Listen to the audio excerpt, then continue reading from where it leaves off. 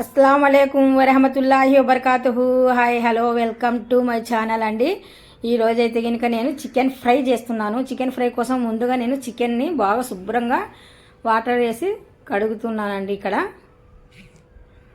1-2 సార్లు బాగా కడిగి పెట్టుకున్నాను. ఇక్కడ వచ్చేసి నేను మిరియాలు, దాల్చిన చెక్క, లవంగాలు ఇవన్నీ వేసి గరం మసాలాలు వేసి కొద్దిగా లైట్గా ధనియాలు కూడా యాడ్ చేశానండి. ఇందులో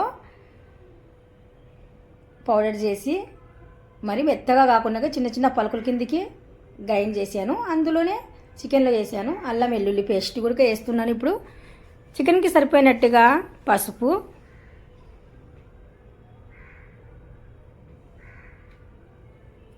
సాల్ట్ యాడ్ చేశానండి. ఇప్పుడు కారం పొడి కూడా యాడ్ చేస్తున్నాను. కారం పొడి కూడా బాగా సరిపోయినట్టుగా వేస్తున్నానండి. ఇది వచ్చేసి కార్న్ఫ్లవర్ అండి, కార్న్ఫ్లవర్ పౌడరు. ఎగ్గు కంపల్సరీ వేయాలి.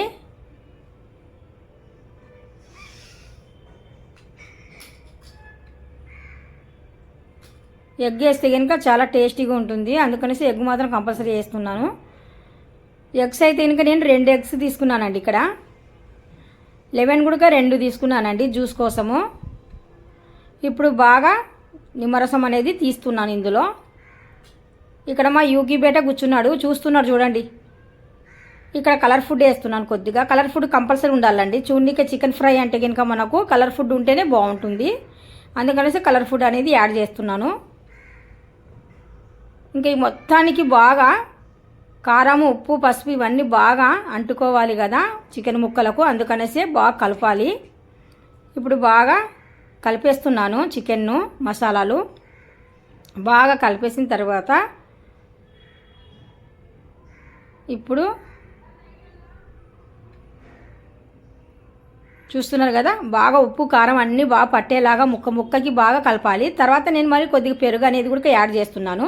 మనం ముందుగానే పెరుగు అనేది యాడ్ చేస్తే కనుక వాటర్ లాగా అయిపోతుంది అనేసి నేను చివర్లో పెరుగు అనేది యాడ్ చేశానండి.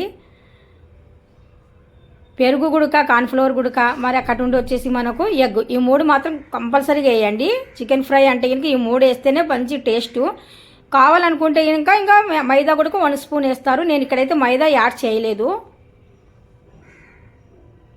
ఇప్పుడు మంచిగా నూనె అనేది బాగా ఏడెక్కిన తర్వాత అప్పుడు ముక్కల్ని బాగా ఫ్రై చేయాలి. హై పెట్టేసి మనం ఫ్రై చేయాలండి, లో కాదు.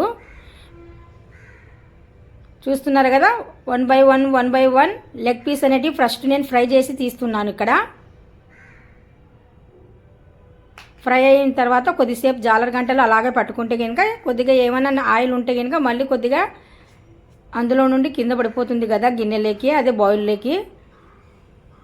ఇప్పుడు చికెన్ రెడీ అయిపోయింది కదా, ఒక ప్లేట్ తీసుకుని ఆ ప్లేట్లోకి నేను చికెన్ అనేది వదిలేసాను.